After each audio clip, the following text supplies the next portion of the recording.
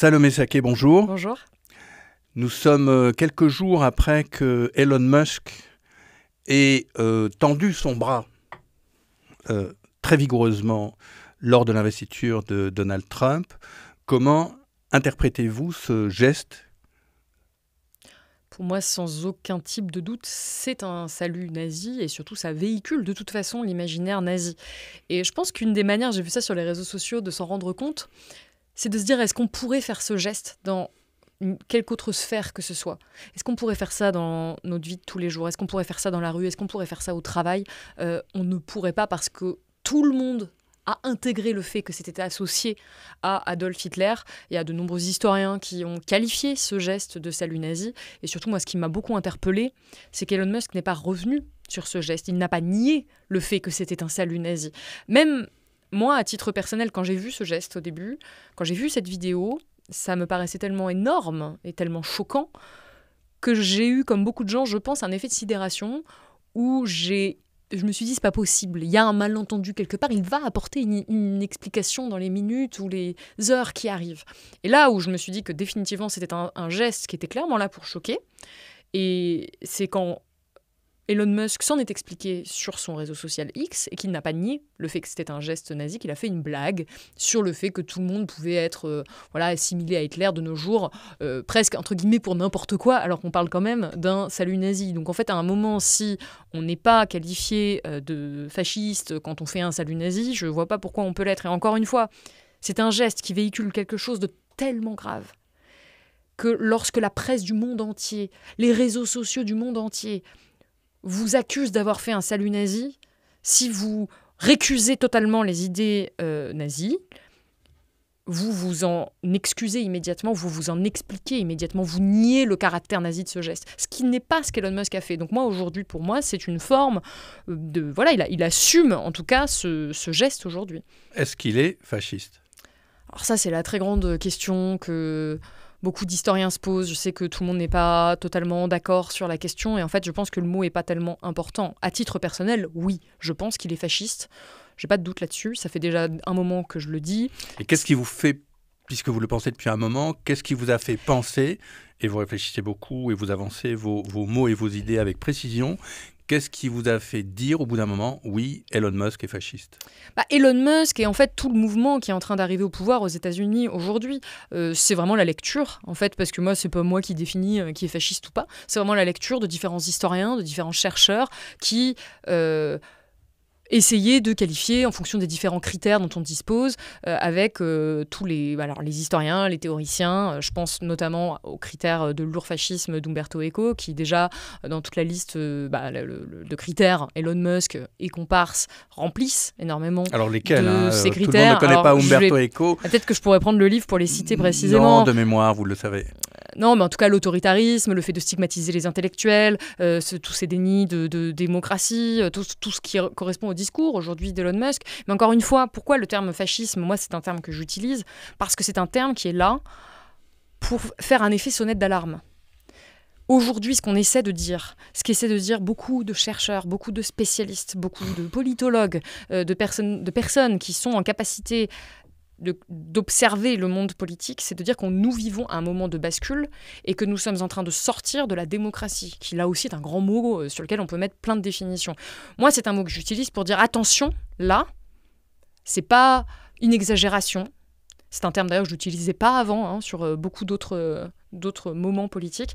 Là, on est dans le moment de bascule. On est dans un moment, et j'en suis profondément convaincue, qui sera écrit dans les livres d'histoire comme un moment où beaucoup de choses ont changé et on est dans le début d'une nouvelle ère. Et je pense que le jour de l'investiture de Donald Trump en 2025 marque le début d'une nouvelle ère dans laquelle la démocratie telle qu'on l'a connue, les démocraties occidentales sont en train de disparaître. Et la démocratie états-unienne est en train de disparaître sous nos yeux à une vitesse absolument exceptionnelle qui dépasse toutes les prévisions les plus sombres qu'on a pu faire et que de nombreux observateurs et spécialistes ont pu faire. Donc ce geste-là est une manière aussi de l'assumer.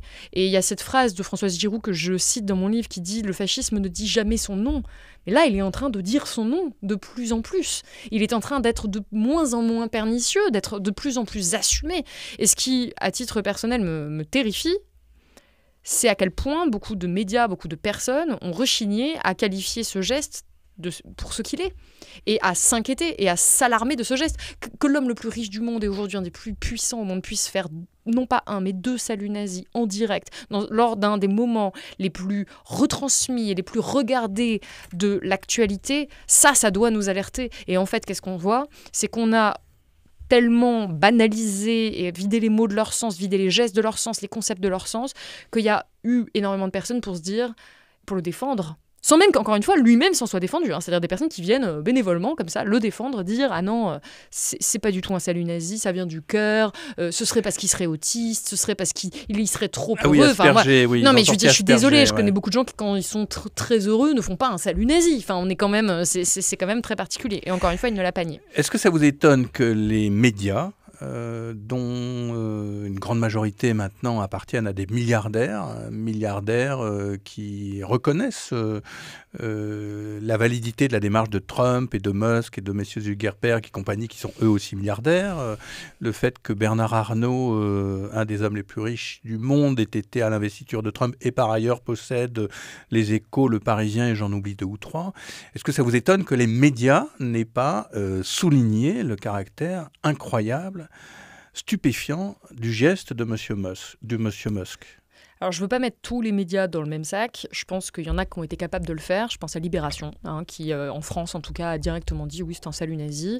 Mais je pense aussi qu'il y a eu cet effet de sidération du côté des médias, au-delà de l'appartenance des médias. Je pense que c'est tellement gros, ça véhicule un imaginaire tellement atroce qu'on se dit, mais c'est pas possible d'assumer quelque chose d'aussi abominable. Ça paraît presque improbable. Donc je pense qu'il y a eu, premièrement, cet effet de sidération. Ensuite, je pense qu'il y a un déni collectif qui n'est pas que celui des médias. C'est que c'est tellement violent, ce qui est en train de se dérouler sous nos yeux, qu'on ne veut pas le voir. Et qu'on préfère essayer de trouver n'importe quelle excuse plutôt que de se dire que ça existe. Et ensuite, oui, il y a un sujet de la concentration des médias. Alors, encore une fois, c'est un sujet qui est complexe et qui n'est pas binaire. C'est pas juste parce qu'on appartient à un milliardaire que en tant que journaliste, on écrit ça. Mais je pense que là, on le voit notamment aux États-Unis, avec les médias, notamment qui appartiennent à Jeff Bezos. Il y a une vraie bascule qui est en train de s'opérer et où ça devient de plus en plus compliqué de qualifier de fasciste ce qui est fasciste, en fait, et de dire que est nazi ce qui est nazi. Mais, encore une fois, je ne voudrais surtout pas mettre tous les médias dans le même sac de ce côté-là, parce qu'il y a eu quand même en France pas mal de médias qui sont revenus aussi sur la première qualification qu'ils avaient pu faire, qui ont ouvert ce débat-là. Je pense que c'est un sujet complexe, mais qu'il faut en tout cas en souligner la gravité et pas dire c'est pas un geste polémique, un salut nazi. Le fait que, alors ce qu'on va dire, parce que dans l'imaginaire collectif et la mémoire collective qui est pas aussi acérée que celle d'historiens comme Johann Chaputto ou d'autres. On va dire, ok, Hitler, c'était il y a plus de 100 ans, des conditions différentes, et il affichait clairement un racisme, des mesures, enfin voilà. Est-ce que vous diriez que, avec ce qui arrive avec Trump et Musk et leurs comparses, il y a quelque chose de même nature que, toutes choses étant égales par ailleurs, nos aïeux ont vécu il y a près de 100 ans? Encore une fois, moi, je ne suis pas historienne à titre personnel. Je constate en lisant des travaux sur le sujet, notamment ceux de Johann Chaputto, dont j'invite vraiment à lire le travail, qui est un des plus grands historiens français spécialistes du nazisme, qui nous dit « il y a des similitudes très frappantes avec les années 30 ». Et ce n'est pas le seul à faire ce type de comparaison. Je pense également à Michael Fossel, qui a aussi établi ce type de comparaison. Et les historiens qui parlent de ça sont de plus en plus nombreux. Moi, ce qui m'a permis aussi, encore une fois, de passer ce cap, de qualifier le trumpisme de fascisme, par exemple, c'est l'historien Robert Paxton, là aussi, un des grands spécialistes de cette période de l'histoire. Auteur de La France de Vichy. Qui disait, il y a encore quelques années, qu'il refusait de qualifier Donald Trump de fasciste et qui, là, a passé le pas. Donc moi, c'est ça qui m'alerte, de me dire, mais attendez, il y a quand même tous les spécialistes, enfin une grande partie des spécialistes qui qualifient ça de fascisme, qui disent qu'il y a des similitudes avec les années 30, et ensuite, bien sûr, tout un chacun peut bien remarquer que Donald Trump et d'autres régimes d'extrême droite à travers le monde ou partis d'extrême droite promeuvent une hiérarchie des humains très assumée. Une hiérarchie qui n'est pas forcément une hiérarchie assumée des races, mais une hiérarchie des civilisations, une hiérarchie des origines. Et ça, c'est très très clair dans leur discours, c'est très assumé. Et je pense que de manière générale, quand on déshumanise des groupes d'humains, c'est toujours dangereux. Et c'est ce qu'explique d'ailleurs l'autrice, la neuroscientifique Sama Karaki, dans son livre L'empathie et politique, où elle explique à quel point les discours de déshumanisation, les mouvements politiques de déshumanisation d'autres groupes humains sont précisément ce qui a pu mener au pire dans l'histoire de l'humanité. Alors maintenant, les mots sont posés, les faits, en tout cas les personnages sont là. Vous parlez de bascule, c'est presque un mot inquiétant parce que si on bascule, on tombe sans possibilité de se rétablir. Donc il faut que nous discutions de ce mot, ou plutôt que d'en discuter, peu importe, mais maintenant que les choses sont posées, qu'est-ce qu'ils vont faire? Qu'est-ce que vous attendez à ce qu'ils fassent? Honnêtement, je ne m'attends plus à rien car, et c'est, je crois, une de leurs stratégies, je suis estomaquée par ce qui se passe. Et je crois que c'est le cas de la plupart, l'immense majorité des commentateurs, des observateurs, des journalistes, des spécialistes à travers le monde. J'ai réalisé avec ma collègue Paloma Moritz pour Blast en novembre dernier une émission entière sur le Trumpisme et sur à quoi pourrait ressembler le Trumpisme en me basant sur ses déclarations, son programme et ce que nous disaient les spécialistes. Nous n'imaginions pas, à l'époque, qu'il assumerait de potentiellement pouvoir annexer le Groenland, de pouvoir annexer le Canada ou le canal de Panama. C'est déjà quelque chose qui était inenvisageable. Et pourtant, il nous a pris de court. Et donc, encore une fois, il y a cet effet de sidération parce que ça va à l'encontre de tout ce qu'on a pu connaître de ces 70 dernières années dans le monde dit occidental, en tout cas l'Europe, les États-Unis. Donc, on ne comprend pas ce qui se passe. Je n'aurais pas imaginé qu'on puisse faire deux saluts nazis sans en nier l'origine, sans en nier le message politique, et que ça passe, et qu'on puisse continuer. Je n'aurais pas imaginé non plus que Mark Zuckerberg aille, avant même l'investiture de Donald Trump, s'allier à Donald Trump avec autant d'assurance, avec autant de mesures qui sont mises en place immédiatement. Donc ça va très vite, c'est pour ça que je parle de bascule. C'est très compliqué de prévoir ce qui va se passer parce qu'on ne peut pas non plus... peut-être que c'est par exemple simplement une stratégie aussi pour sidérer, pour après faire des choses qui peuvent paraître moins graves et que ça passe. Donc aujourd'hui, moi je ne prédis plus rien du tout. Je pense qu'on est clairement... On a glissé, on a basculé déjà dans autre chose. Et un autre élément qui me fait parler de bascule, c'est le fait que Donald Trump n'ait quasiment plus de contre-pouvoir. Il a la Cour suprême à sa botte, il a le Congrès, il a le Sénat. Aujourd'hui, il a tout de son côté. Et il y a très peu de choses qui sont en place pour pouvoir l'arrêter. On voit bien qu'il y a quand même une forme je veux dire, je vais rester très poli, de sentiment de toute puissance, à minima. Vous restez mesuré de son côté. Vous vouliez dire quoi ? Comment dire, ça fait très peur en fait. C'est quelqu'un qui est quand même assez terrifiant dans son imprévisibilité. Et donc aujourd'hui, ce que je constate, c'est qu'on a un homme qui a des propos raciste, masculiniste, homophobe, tout ce qu'on veut, qui porte avec lui une promotion des discriminations en tout genre, qui a l'air d'être instable dans la manière, en tout cas, dont il fait de la politique, et qui a un sentiment de puissance et qui a des pleins pouvoirs avec lui. Et donc tout ça n'augure quand même rien de bon. Après, qu'est-ce qu'il va faire exactement ? À quelle vitesse ? Je pense que c'est très difficile à dire. Là, le premier jour de son mandat, il met en place 78 décrets. C'est-à-dire qu'il y a déjà des choses qui... C'est une bascule. Sortir de l'OMS, l'Organisation mondiale de la santé, c'est une bascule. Sortir des accords du climat, c'est vraiment une reconfiguration de la politique internationale et une reconfiguration, bien sûr, et je pense qu'on en parlera, de l'information et de notre capacité, pas seulement aux États-Unis, mais à travers le monde, à accéder à de l'information vérifiée. Une question. Quelles conséquences une politique d'extrême droite aurait-elle sur la vie des femmes ? Là, c'est encore ce qui est très très difficile à prédire, mais dans tous les cas, c'est toujours négatif. En tout cas, ça va toujours dans le sens du recul des droits des femmes qu'on a pu acquérir ces dernières décennies, ces derniers siècles. Aux États-Unis, ça passe par le recul du droit à l'avortement, par la suppression même totale du droit à l'avortement. Il y a déjà des femmes qui sont décédées pendant la dernière mandature, parce que j'imagine que beaucoup de gens ont suivi, mais la Cour suprême a pris cette décision pendant le mandat de Joe Biden, mais les juges avaient été nommés par Donald Trump, des juges ultra-conservateurs, et donc on en a déjà vu les conséquences. Ça passe, je pense que le droit à l'avortement, c'est vraiment un des endroits où c'est le plus évident. Ça commence déjà à discuter dans certains États aux États-Unis de l'accès des femmes à la contraception. Donc en fait, on est en train de revenir sur du fondamental.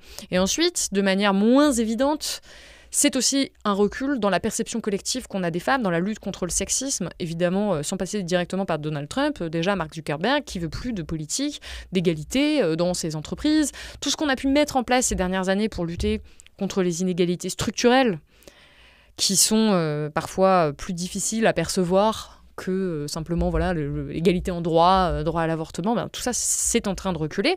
Je rappelle que Donald Trump a des propos extrêmement sexistes, qu'il a été condamné pour viol, accusé de viol par de très nombreuses femmes. C'est quelqu'un qui assume son sexisme aussi d'une certaine manière et qui est entouré d'hommes qui appartiennent clairement à une forme de masculinisme. Donc c'est-à-dire qu'ils veulent rétablir des valeurs masculinistes dans la société. Et ça se fait toujours au détriment des femmes. Je rappellerai quand même que Mark Zuckerberg a dit récemment dans une interview qu'il voulait rétablir plus d'agressivité dans les entreprises, plus d'énergie masculine. Et tout ça, c'est évident que ça ne va pas aller dans le sens des femmes. Ça, c'est pour les États-Unis. Moi, j'aimerais rappeler que tout ça peut aussi arriver en Europe. Et qu'est-ce que ça nous dit quand 2 des leaders d'extrême droite en Europe sont Madame Meloni et Madame Le Pen? Eh bien, surtout, moi, ce que j'essaie de voir, c'est les liens qu'il y a entre... c'est leur perception et leur attitude face à ce qu'il se passe dans les pays où on retire directement et de manière très violente des droits aux femmes. Et c'est ça qui m'inquiète.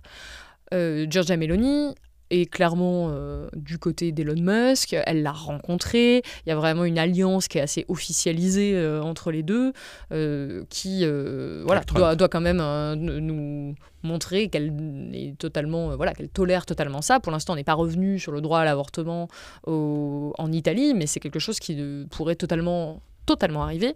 Ensuite, en France, j'aimerais rappeler que le Rassemblement national s'est allié avec le parti au pouvoir d'extrême droite de Viktor Orban au Parlement européen, qui est un parti qui est hostile à l'avortement, qui revient sur des droits humains. Oui. Non, mais donc, il y a quand même une perception... Oui, mais pourquoi des femmes Parce que il y a ce paradoxe, en fait. Parce que ce sont c'est pour moi l'apanage de l'extrême droite que de promouvoir les discriminations et permettre leur avancée. Pour moi, l'extrême droite, c'est la loi du plus fort, qui va d'ailleurs très très loin. C'est d'ailleurs la même conception qu'ils ont de la liberté d'expression. C'est la liberté des plus forts à écraser les autres. Et souvent, dans l'histoire, celles à qui on a enlevé des droits, celles qu'on a opprimées, celles qu'on a violentées, les femmes en faisaient partie. Mais je pourrais parler de toute la communauté LGBTQIA+. Mais là, les deux leaders, ces 2 leaders les plus éminentes sont des femmes. C'est ça le paradoxe. C'est pas parce qu'on est une femme qu'on défend les femmes. C'est pas parce qu'on est jeune qu'on défend les jeunes. Je pense ça parce que j'ai beaucoup parlé de ça avec Gabriel Attal, notamment à l'époque, quand je parlais de ces sujets-là. C'est vraiment... on ne peut pas essentialiser comme ça les dirigeants politiques. Donc, de toute évidence, il faut quand même rappeler que Marine Le Pen, par exemple, qui est une femme, parlait, il y a encore quelques années, d'avortement de confort. Ce qui est quand même assez paradoxal quand on est une femme et que soit on a connu soi-même l'expérience de l'avortement, soit on a des gens autour de nous, des femmes qui ont connu l'expérience de l'avortement. On se rend bien compte que ça n'existe pas, les avortements de confort. Donc, moi, je suis assez convaincue que Marine Le Pen, Giorgia Meloni et en fait toutes les personnes qui aujourd'hui défendent l'extrême droite sont hostiles et sont dangereuses pour les droits des femmes. Et j'ai essayé de montrer dans le livre, justement, qu'il y avait des députés, notamment une députée RN, une femme, Laure Lavalette, qui clairement est anti-avortement, qui, elle, veut carrément abroger l'avortement, qui sont dans les rangs du RN, qui est toujours dans les rangs du RN, qui est aujourd'hui députée. On a un autre, Christophe Benz, pareil, qui qualifie l'avortement de génocide. Donc on est clairement sur des partis qui sont avec parmi leurs rangs des personnes qui sont très très hostiles à l'avortement, qu'on ne retrouverait pas dans d'autres partis, en tout cas vraiment pas à ce niveau-là. Et je pense que c'est important de rappeler ce qu'ils votent au Parlement européen, qui sont souvent qui ne vont pas dans le sens des droits des femmes, justement, et qu'il y a cette façade aujourd'hui, parce qu'on est aussi dans une société qui est plus avancée sur ces sujets-là, où l'extrême droite va prétendre défendre les droits des femmes, sans le faire dans les faits, sans le faire au Parlement, sans le faire totalement, en tout cas à l'Assemblée nationale. Et c'est pour ça qu'on a besoin de se retrouver sur les faits, sur qui fait quoi, qui a dit quoi exactement, et de rester dans cette précision. C'est pour ça qu'avant cette interview, je me disais, est-ce que je peux prendre mes notes de mon téléphone pour pas être trop dans le flou, même si c'est difficile quand on a une conversation comme ça, mais pour rester précis, parce que c'est sur ça aussi qu'ils gagnent. C'est en faisant croire qu'ils sont un peu féministes et en même temps quand même conservateurs, en entretenant un espèce de flou global. Il y a d'ailleurs un flou très intéressant qui a été écrit par Eugénie Bastier une journaliste d'extrême droite dans le journal dont elle est employée de la famille Dassault, disons-le clairement.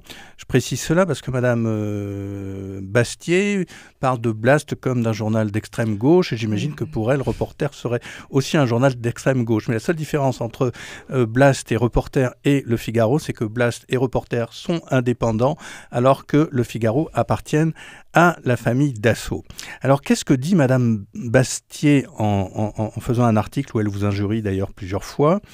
Il ne faut pas amalgamer ce véritable extrémisme, alors le racisme, l'extrême droite la plus radicale, la plus folle, la plus nazie, amalgamer ce véritable extrémisme à toute proposition politique évoquant la question migratoire ou sécuritaire, c'est se condamner à ce que l'expression extrême droite n'ait plus aucun sens. Si les efforts des partis anciennement d'extrême droite vers la modération ne sont pas reconnus par la gauche, si leur pondération n'est pas récompensée mais systématiquement assimilée à de l'hypocrisie, le risque est de voir les partis populistes envoyer valser tout désir de respectabilité et s'enfoncer dans la démagogie et la radicalité. J'ai parlé lentement pour les spectatrices, les spectateurs et les auditrices, mais cette citation me paraît importante parce qu'elle pose un flou entre les méchants néo-nazis qui, là, seraient vraiment mal, et l'extrême droite respectable comme le Rassemblement national. Alors, que pensez-vous de cette analyse de Madame Bastier ? Alors déjà, je ne connais pas bien cette dame. Peu importe que vous la connaissiez. Parce qu'on m'a dit qu'elle écrivait beaucoup sur ça, et je suis allée voir donc assez rapidement, mais j'ai constaté à chaque fois qu'elle prenait quand même position en faveur des idées d'extrême droite, et qu'elle, en tout cas tout ce que j'ai pu lire d'elle, à chaque fois ça banalisait l'extrême droite. Et là, en effet, je veux dire, si on peut plus dire que l'extrême droite est d'extrême droite, c'est comme ça que l'extrême droite arrive au pouvoir. Je pense qu'aujourd'hui, il y a une entreprise de banalisation plus ou moins consciente. Alors, elle, d'après ce que j'ai compris, elle est quand même très, très réactionnaire. Elle partage, je pense, une partie de ces idées-là. Mais je pense qu'il y a aussi des journalistes qui, pour le coup, ne sont pas dans cette démarche de vraiment de promotion des idées réactionnaires, et qui se demandent voilà, si on qualifie toujours l'extrême droite d'extrême droite. Et c'est pour ça que je tenais à le faire aussi dans le livre, parce que céder sur les mots, c'est le premier pas pour que cette extrême droite puisse arriver au pouvoir. Et encore une fois, moi, ce qui me fait dire que l'extrême droite française est d'extrême droite, c'est pas mon analyse personnelle, c'est le résultat de toutes les lectures et des interviews aussi très longues de très nombreux spécialistes que j'ai pu faire. C'est aussi la lecture, évidemment, de la décision du Conseil d'État en mars 2024 qui a continué à qualifier le Rassemblement national d'extrême droite. Donc, dans ce contexte, je ne vois pas pourquoi on arrêterait soudainement de qualifier le Rassemblement national d'extrême droite. Et alors, ce qui est ce qui est encore plus éloquent, c'est ce qui s'est passé à la mort de Jean-Marie Le Pen, où ce parti qui ne cesse de clamer qu'il a tranché avec son héritage, qu'aujourd'hui il ne serait plus le Rassemblement national qui a été le Front national, avec toutes ses idées racistes, antisémites, a quand même rendu un hommage très appuyé à Jean-Marie Le Pen, avec l'ensemble une très grande partie des cadres du Rassemblement national qui ont rendu cet hommage, avec Marine Le Pen en personne, qui a dit qu'elle ne se pardonnerait jamais d'avoir exclu son père de son propre parti, son père qui est donc un tortionnaire reconnu pour ses idées en Algérie, mais surtout qui a été condamné pour antisémitisme, qui a tenu de très très nombreux propos racistes, homophobes, qui a fait vraiment de la haine son métier, pour reprendre le titre de la couverture de l'Humanité. Donc en fait, il y a un moment où, quand on voit ces hommages, quand on voit à quel point le lien était encore fort, comment peut-on écrire de choses pareilles, comme si ça n'avait absolument plus rien à voir? Et ensuite, je m'appuie également sur tous les votes qui ont été effectués par le Rassemblement national ces dernières années au Parlement européen, qui ne vont pas dans le sens des droits humains, qui ne vont pas dans le sens de la démocratie. Et je rajouterai, là plus récemment, le soutien très clair du Rassemblement national, notamment de Jordan Bardella, à Elon Musk, que moi-même donc je qualifie de fasciste, et qui montre bien que l'extrême droite française n'est pas du tout devenue plus démocratique, moins autoritaire. Est-ce que Bernard Arnault est-il d'extrême droite, puisqu'il était dans les premiers rangs à l'investiture de M. Trump ? Bernard Arnault, je pense, n'aurait pas forcément du mal à collaborer avec un régime d'extrême droite s'il le fallait pour soutenir ses intérêts financiers. En tout cas, c'est comme ça que l'on peut interpréter le fait qu'il soit présent à l'investiture de Donald Trump, sur l'estrade d'honneur, hein, c'est le seul Français quand même qui est présent. Il y a un article de Mediapart qui retrace ce lien. Alors il est d'extrême droite ou pas ? Il n'a pas tenu des propos d'extrême droite à ma connaissance. C'est pas quelqu'un qui activement mène une lutte comme par exemple le fait Vincent Bolloré pour promouvoir et faire gagner l'extrême droite en France. En revanche, je pense que c'est quelqu'un qui a la capacité de tolérer un régime d'extrême droite. Preuve en est, c'est qu'il est présent avec Donald Trump le jour de son investiture. Reporter, le quotidien de l'écologie. Salomé Saké, Bernard Arnault, milliardaire, qui va à l'investiture du président d'extrême droite Donald Trump aux États-Unis le 20 janvier, a acheté Le Parisien, Les Échos, est en train d'acheter définitivement Challenge, La Recherche et j'en oublie 2 ou 3. Il a un vrai pouvoir sur les médias et si on lit Les Parisiens et Les Échos, on voit leur évolution depuis quelques années de manière assez impressionnante, quoique discrète. Qu'est-ce que signifie l'emprise de ces milliardaires en France? On pourrait parler d'autres pays, mais nous sommes en France, ou Bolloré, M. Kretinsky, M. Sterrin, M. Niel dans un autre domaine, etc. Qu'est-ce que signifie cette empreinte, cette emprise des milliardaires sur un grand nombre de médias? Dans le cas de Vincent Bolloré, je pense que l'influence sur la ligne éditoriale est extrêmement claire pour tout le monde. On l'a vu avec les transformations massives et brutales qu'il y a eu, notamment au Journal du Dimanche après le rachat. On peut le voir avec Europe 1, on peut le voir avec CNews. C'est assez évident qu'il y a un agenda politique derrière et surtout une capacité à intervenir directement dans les médias que n'ont pas forcément les autres milliardaires et qui est plus délicate en fait quand on parle des autres milliardaires parce que beaucoup de gens s'imaginent que direct il y a toujours un coup de fil de la personne qui détient le média et que ça immédiatement ça change tout. C'est beaucoup plus complexe que ça. Mais on a observé ces dernières années plusieurs défenses des intérêts de certains milliardaires qui détenaient certains médias. Je pourrais par exemple penser à l'exemple de la fois où Attac a tagué des locaux de LVMH, ou a mis la peinture, je ne sais plus ce que c'était exactement, et le lendemain, on avait Le Parisien qui défendait quand même très ardemment ce groupe-là qui attaquait Attac. On peut toujours quand même s'interroger sur les éventuels conflits d'intérêts. On a cette question qui s'est posée également quand le directeur de la rédaction de La Provence a été convoqué suite à une de La Provence qui mettait en cause Emmanuel Macron, qui a des relations avec Rodolphe Saadé, et où il y a eu là une mobilisation forte de la profession. Qui possède La Provence. Qui possède La Provence, oui, pardon. Et donc, il y a des liens qui sont parfois difficiles encore une fois, à distinguer. C'est ça aussi qui est rendu un peu complexe, mais je pense qu'il y a aussi tout un phénomène d'autocensure de la part des journalistes qui, dans une profession qui est précarisée, qui est compétitive, ne veulent pas forcément prendre le risque d'avoir des problèmes. Mais dans tous les cas, on a besoin, pour des raisons démocratiques, d'avoir une diversité des médias et de ne pas avoir quelques milliardaires qui possèdent l'ensemble des médias. C'est la fameuse carte du monde diplomatique qu'on pourra peut-être mettre à l'écran, où on voit bien, ce que nous montre cette carte, c'est que c'est la fameuse phrase « 9 milliardaires possèdent 90% des médias ». C'est quelque chose qui a été beaucoup étudié par l'économiste Julia Cagé, qui là encore alerte sur le danger démocratique que représente cette concentration des médias, cette concentration des pouvoirs.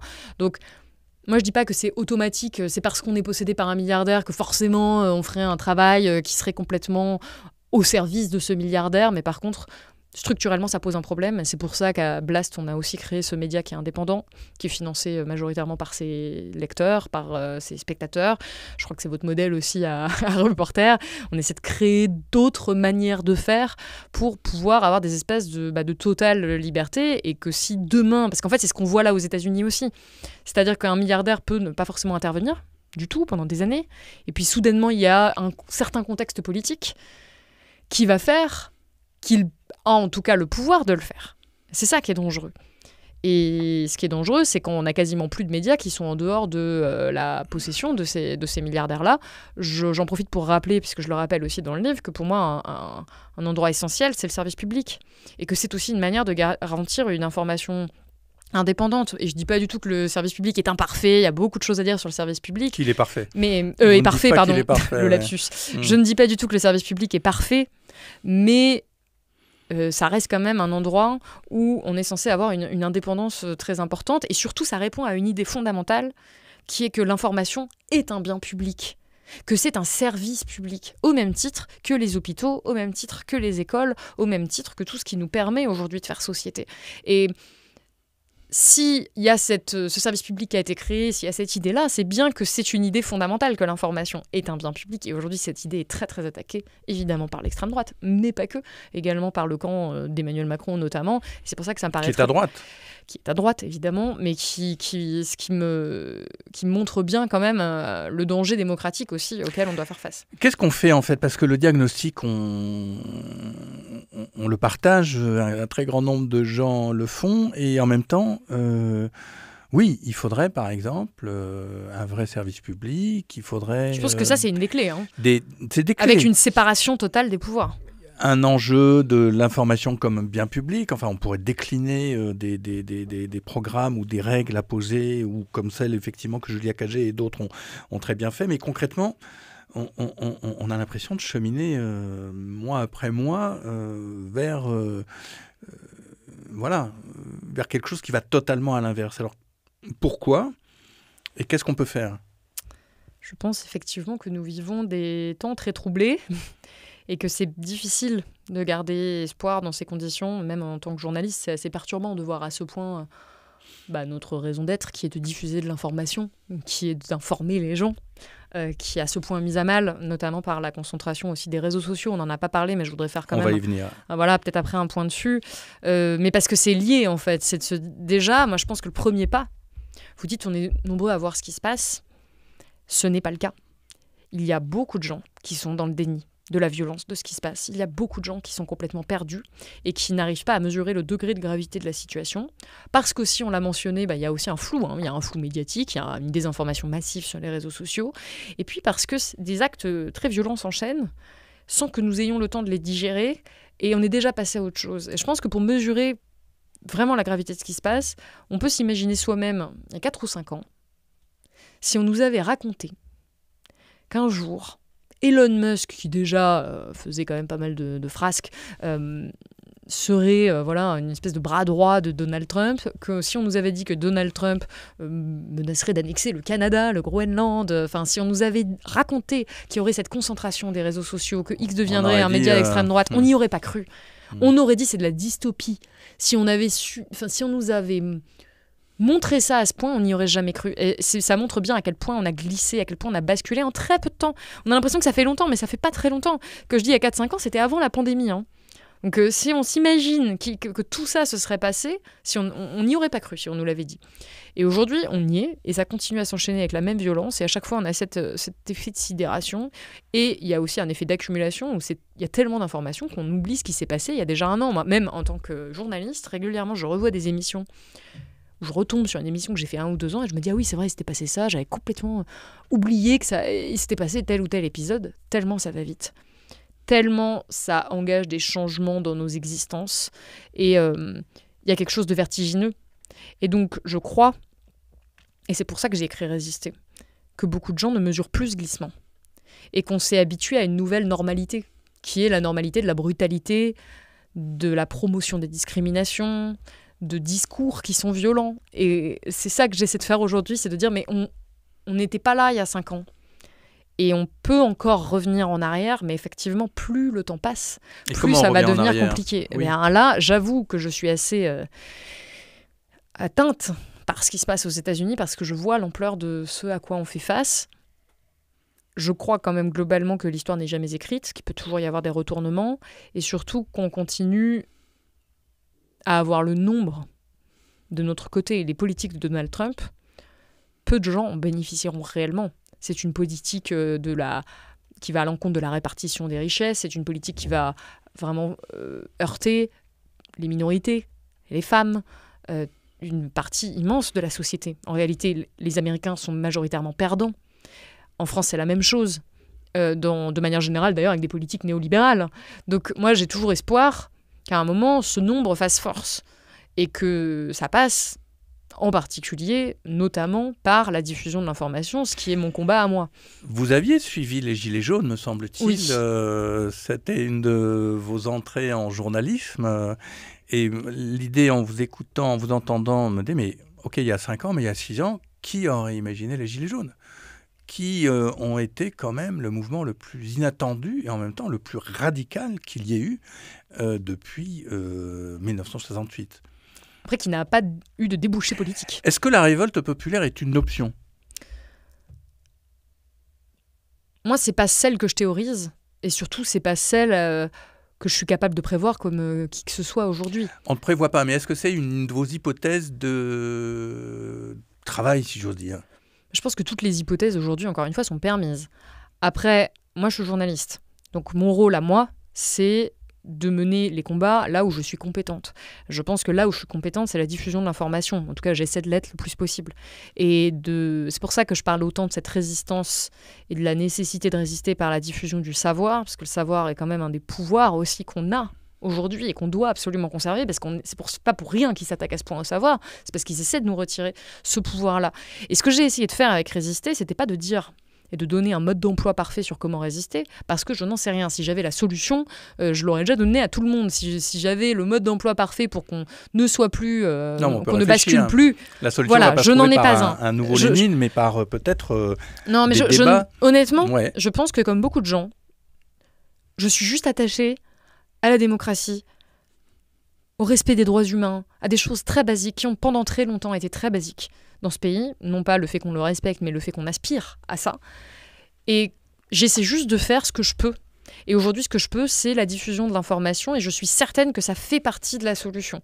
Après, je pense que cette solution est quand même collective, et que elle ne doit surtout pas tourner autour d'une seule personne, justement, et que ça fait partie des dangers auxquels on peut faire face. Et donc, on a besoin de tous les cerveaux, qu'on a besoin de toutes les propositions, qu'on a besoin absolument d'en discuter. Mais encore une fois, moi, mon projet à moi, c'est de déclencher cette prise de conscience de ce qu'il se passe, de comprendre ce qui est en train de se jouer, de comprendre quels sont les enjeux. Et ça, c'est là où moi, je suis dans ma position de journaliste d'information. C'est un des vecteurs, ce n'est pas le seul. Et je pense et j'espère en fait que ce livre a pu provoquer des discussions de personnes qui ont beaucoup d'autres idées, beaucoup plus de créativité.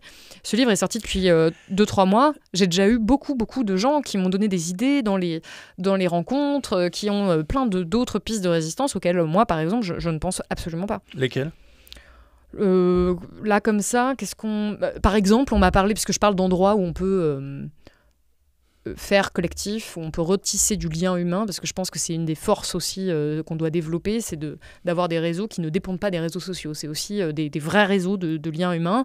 Et où est-ce qu'on peut avoir ce dialogue ? Par exemple, quelqu'un est venu me voir dans une des rencontres pour me dire on peut faire ça dans les conseils de parents d'élèves, par exemple. Tous les groupes de parents d'élèves, c'est un endroit où en fait il y a beaucoup de choses qui se jouent, notamment autour des enfants. Voilà, moi, j'ai pas d'enfants, c'est un truc qui m'aurait jamais traversé l'esprit, que ça puisse être un endroit de résistance. Voilà, par exemple. Et je pense qu'il y a beaucoup de choses comme ça qui peuvent se développer. Et ensuite, il y a les professions.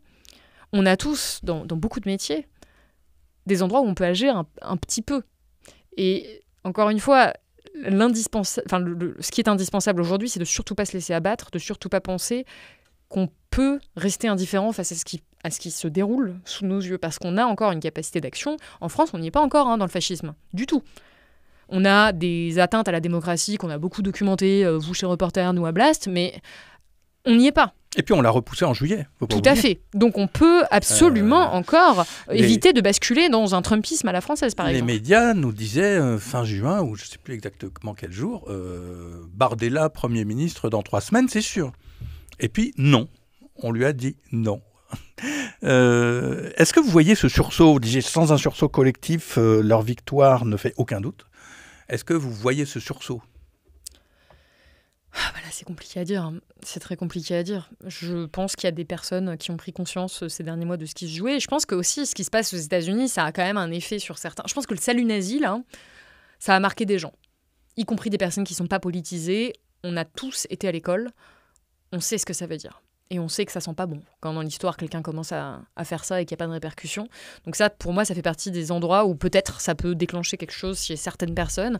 Après, je crois pas que là, maintenant, tout de suite en France, il y ait eu un sursaut d'un coup. En tout cas, je l'ai loupé, mais je pense que ça peut venir. Et puis, ça dépend de ce qu'on appelle par sursaut. Parce qu'il y a peut-être eu des sursauts chez beaucoup de gens récemment qu'on ne mesure pas, qu'on ne voit pas. Vous l'avez mentionné tout à l'heure, le mouvement des Gilets jaunes, personne ne l'a vu venir. Peut-être qu'il peut y avoir une forme de mouvement, quelle qu'elle soit, j'en ai absolument aucune idée, mais qui peut émerger sans qu'on le voit venir. C'est ça ce que je veux préciser ici, c'est que on ne voit pas forcément tout. Moi, je ne connais pas tout le monde dans la société française. J'essaie de parler avec le maximum de gens différents, d'aller sur le terrain, mais c'est compliqué de mesurer la société et ce qu'il s'y passe. Preuve en est, effectivement, ce qu'il s'est passé lors des dernières élections législatives à l'été 2024, où en fait, personne n'arrivait vraiment à prévoir ces résultats et où il y a eu des mouvements, je pense, très très importants dans la société, notamment de partage de l'information, qui ont permis d'arriver un résultat qui était très inattendu. Donc je pense que personne ici ne sait exactement s'il y a un sursaut, comment ça se passe. Mais en tout cas, quoi qu'il arrive, on ne peut pas simplement se dire qu'on cède notre démocratie, qu'on abandonne les droits humains, les valeurs de la République, et je m'en réclame quand même dans le livre, liberté, égalité, fraternité, qui me semblent être des valeurs moi, dans lesquelles je me reconnais, qui sont celles avec lesquelles j'ai grandi. On ne peut pas abandonner ça. Et ce que j'essaie d'expliquer justement et de montrer, de démontrer, c'est que des partis qui se disent les défendre, non seulement ne les défendent pas, mais vont à l'encontre de ces valeurs-là. Et donc, voilà, moi j'essaie d'avoir cet acte-là, de me dire, je fais ce que je peux, et je me dis que si tout le monde fait ça, ou en tout cas beaucoup de gens font ça, on peut arriver à aboutir à quelque chose. Pourquoi la joie est-elle une forme de résistance ? Alors ça, c'est vraiment le fruit d'une réflexion personnelle, parce que dans la manière que j'ai d'aborder l'information, qui est une manière très... ça me tient à cœur. Ça me tient à cœur les enjeux qu'il y a derrière. Hein. Je traite... rarement les sujets avec légèreté, à part quand ce sont des sujets légers. Mais je me suis très impliquée dans mon travail depuis. Vous êtes une femme sérieuse, si je peux me permettre. On m'a souvent qualifiée comme ça. Bah oui, je suis une femme sérieuse parce que les sujets sont sérieux. Et je suis pas forcément une femme sérieuse dans la vie privée. Et souvent, on me dit que je suis quand même très différente dans la vie privée, dans la vie professionnelle. Et j'ai eu tendance par le passé à m'impliquer peut-être trop, ou en tout cas à ne pas me laisser d'espace pour pouvoir avoir ces moments de joie, avoir ces moments de légèreté, parce que les sujets que je traitais étaient tellement graves que je trouvais presque ça indécent de se dire qu'on avait des moments où on décompressait, où on était joyeux, presque être joyeux quand on couvre une actualité aussi rude. Y a quelque chose où on ne se... En tout cas, moi, il y avait un moment de ma vie où je ne me l'autorisais plus, et où ça a eu quand même des répercussions, notamment sur ma santé et surtout sur ma capacité à travailler. Et donc, à mener cet engagement qui est le mien, c'est-à-dire un engagement pour la diffusion de l'information. Et vu la gravité de la situation, je ne pense pas que, quelle que soit notre manière de mener des combats ou des résistances, ça puisse fonctionner d'être tout le temps dans quelque chose de dur. Et on a besoin, je pense, pour pouvoir continuer, c'est une question presque stratégique, on a besoin d'avoir des moments où on est... dans le repos, où on est dans la joie, où on est dans la légèreté, et aussi pour se rappeler de pourquoi on fait ça. Je pense que ça, c'est essentiel. C'est que si je suis journaliste, c'est parce que je crois en la démocratie, que je veux défendre la démocratie, et que je pense que le journalisme est un pilier de la démocratie. C'est pour moi le 4e pouvoir. Pourquoi est-ce que j'ai envie de vivre dans cette démocratie, tout ce que je défends, des valeurs, qui sont quand même des valeurs, encore une fois, moi je me dis liberté, égalité, fraternité. Pourquoi ça ? Mais parce qu'on est plus heureux, comme ça, parce qu'on vit mieux en société. Et donc, avoir ces moments de joie, ces moments aussi de communion avec, ces moments d'amour, en fait, avec des amis, avec sa famille, c'est des moments où on se rappelle ce qu'on veut défendre et pourquoi on se bat pour ça. Et je pense que ça fait partie, c'est pour ça que je le cite dans le livre, des moyens de résistance. À noter quand même, parce que le propos a été parfois un petit peu caricaturé dans la presse, que je ne suis pas juste en train de dire « soyez heureux chez vous et c'est bon, tout va bien se passer ». C'est évidemment beaucoup plus complexe que ça. Je dis juste qu'on ne peut pas l'évacuer, cette dimension, et que la joie a quelque chose aussi de très sérieux, justement. Et comment fait-on grandir la joie ? Voilà, c'est une question existentielle. C'est très difficile à dire et je pense que ça dépend beaucoup des gens. de leur histoire et de leur mode de vie. Mais ça peut être dans une société, parce que ce qu'il y a de fou, en fait, dans l'univers de Musk, de Trump, de Zuckerberg, de Peter Thiel, de Jeff Bezos, c'est que ces gens-là ne rient pas. Ils ne sont pas drôles, ils ne sont pas... Il n'y a rien. Si Musk peut parfois, mais lui, c'est dans l'ironie, enfin, c'est pas vraiment... Ouais. C'est pas la joie, quoi. C'est pas... On les sent jamais bien. Et en fait, l'univers qu'il nous propose, on les sent jamais bien, quoi. C'est soit je veux aller sur la Lune ou sur Mars et être fusionné avec la machine, soit je ne veux pas le migrant, qu'il soit mexicain ou arabe. Ouais, c'est très négatif. Hein. En fait, ma question, c'était comment on fait grandir la joie dans la société? En fait, la réponse est presque... Après, faisons que allez-y. Pour moi, très clairement, si on veut faire grandir la joie politiquement, on offre de meilleures conditions de vie aux gens. Quand même, la santé mentale est très reliée à sa situation sociale. Quand on est très pauvre, on a moins de joie, c'est plus dur, la vie est plus difficile, on est plus exposé au risque de dépression, d'anxiété. Donc en fait, il y a déjà des mesures très structurelles qu'on pourrait mettre en place, c'est-à-dire de lutter de manière générale contre les inégalités et les discriminations, puisque les personnes qui en sont victimes sont celles pour qui c'est le plus difficile d'atteindre un état de bien-être, sans même parler forcément de joie. Déjà, je pense qu'on peut quand même préciser qu'il y a un aspect très politique en fait à la santé mentale et aussi à la joie. Et ensuite, sur la manière dont on produit la joie, je pense qu'on peut aussi produire de la joie par le collectif, et notamment par le collectif quand il s'agit de défendre des valeurs, des idéaux. Il y a cette phrase de l'anarchiste russe Emma Goldman que je cite dans le livre qui dit « Mais une révolution où on ne danse pas, ce n'est pas ma révolution ».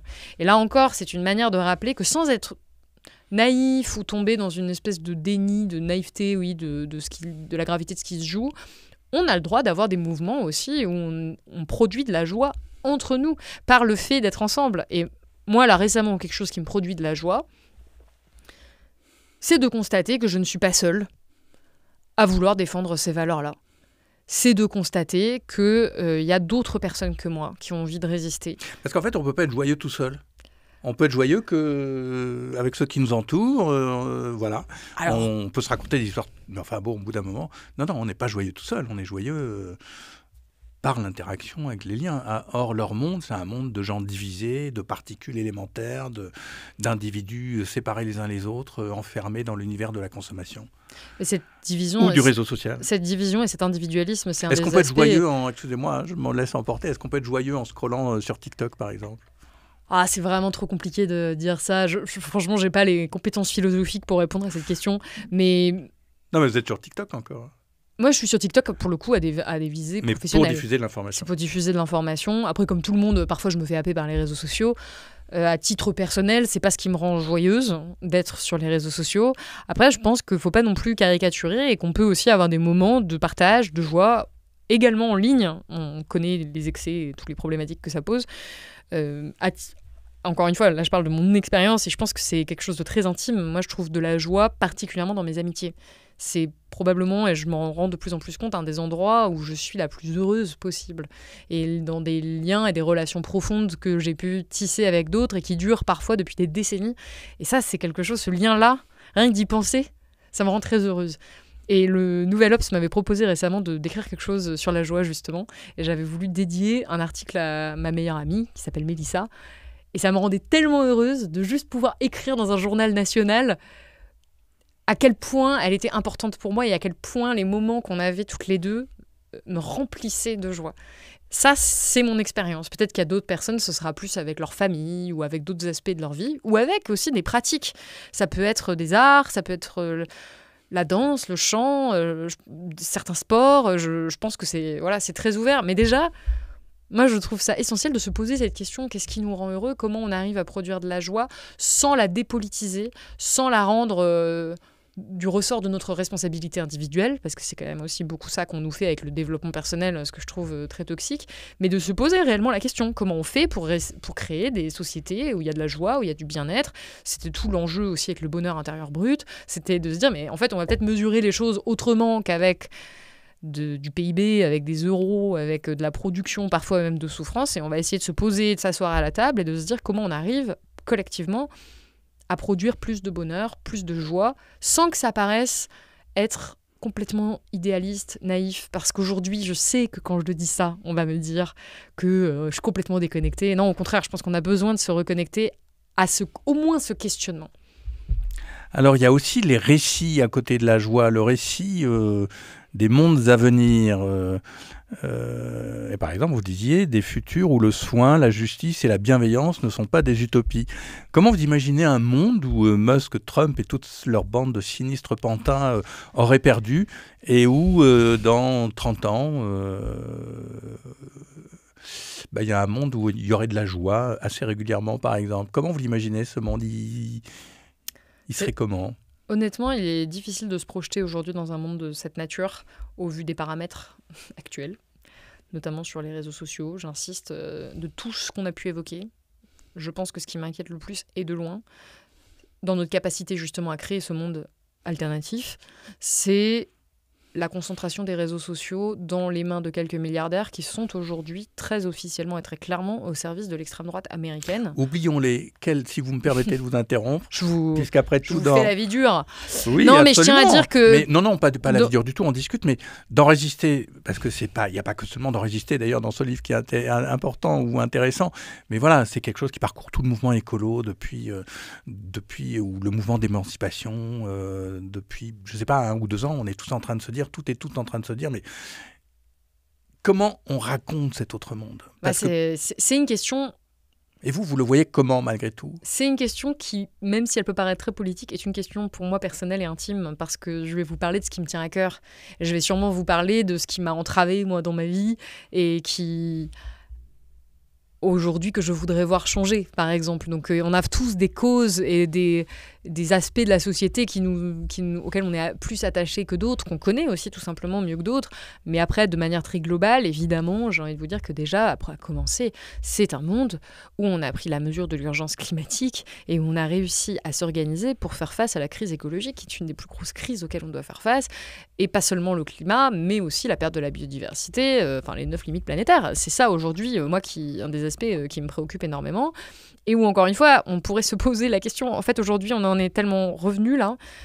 On a un président des États-Unis complètement climato-sceptique. Donc moi, le monde... idéal, ce serait déjà un monde où on a pris la mesure de ce qui se passe, où on s'est posé autour de la table. Et j'ai même pas envie de dire un monde où on a trouvé toutes les solutions, parce que je pense qu'il y en a pas, et que c'est complexe, et que dans tous les cas, il va y avoir des ratés, on peut pas faire face à un tel enjeu mondial sans... Ça peut pas être parfait, mais au moins qu'on essaie collectivement. Et ensuite, évidemment, on ait réussi à désindividualiser notre société, parce que je crois que c'est un des grands mots MAUX.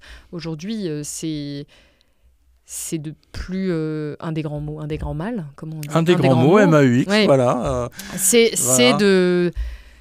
qu'on est tellement déconnecté aussi, paradoxalement, en ayant l'impression d'être très connecté avec les réseaux sociaux, mais on est déconnecté d'autrui. Il y a de plus en plus de personnes qui disent souffrir de la solitude.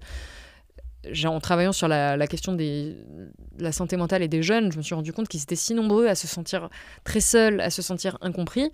Et après, il y a un désengagement de certains mouvements collectifs. Et je pense qu'une des réponses, c'est vraiment le collectif. C'est cette intelligence collective. Et j'espère qu'on aura un monde où on arrive à se parler, à s'aimer, sans que ce soit vu, encore une fois, comme quelque chose de totalement nié, où on arrive à faire société en luttant le plus possible contre les rapports de domination. C'est ça, aujourd'hui, le problème qu'on a, c'est quand on est en train de revenir à des rapports de domination de plus en plus violents, là où on avait essayé de les atténuer, où on avait essayé d'en prendre conscience, où on essayait de lutter contre ça. Donc là, par exemple, moi, évidemment, en tant que femme, comme toutes les femmes, j'ai souffert du sexisme.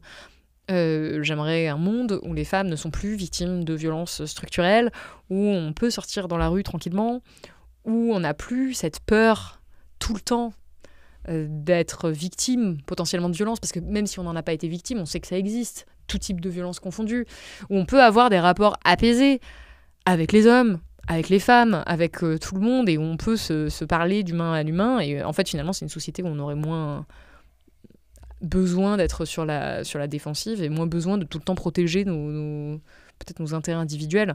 Mais après, vraiment, moi, la philosophie, c'était pas mon fort. Je pense que mon professeur de prépa s'en rappelle, que je préfère rester sur le très, très pragmatique, très concret de ce qu'on peut faire maintenant et sur produire des analyses de la société dans laquelle on se trouve et faire la connexion avec ce que nous disent notamment les chercheurs. Moi, j'aimerais juste recommander un livre que j'ai lu récemment qui s'appelle Les routes de la liberté, qui a été écrit par le prix Nobel d'économie Joseph Stiglitz, qui vient juste de paraître, où justement il essaie de proposer autre chose. Alors on adhère ou pas, mais en tout cas je trouve ça intéressant qu'il y ait plein d'économistes, pas que lui, qui essaie d'imaginer d'autres modèles économiques où on se pose la question de ce bien-être-là. Et surtout, c'est un livre qui redéfinit la liberté. Et lui, il prend le contre-pied de la définition d'Elon Musk et de tous les libertariens et de tous les libéraux ou ultra-libéraux aujourd'hui qui nous disent la liberté, c'est de pouvoir dire ce qu'on veut, quand on veut, c'est de faire ce qu'on veut, c'est de pouvoir monter des entreprises qui détruisent la planète, la liberté d'avoir des monopoles qui vont permettre à des personnes aux États-Unis de ne pas se faire soigner. C'est de plus voir la liberté de cette manière, mais de voir la liberté comme la liberté d'avoir accès à de la nourriture saine, la liberté de respirer un air pur, la liberté de ne pas être agressé, la liberté de pouvoir se développer au maximum, de développer son plein potentiel, la liberté d'accéder à cette joie-là. Et aujourd'hui, c'est ça dont on est en train de nous priver. Donc moi, paradoxalement, je rêve d'un monde où on a plus de liberté, mais selon cette définition-là de la liberté et pas la définition des libertariens. Salomé Saquet, merci. Merci à vous. Reporter, le quotidien de l'écologie.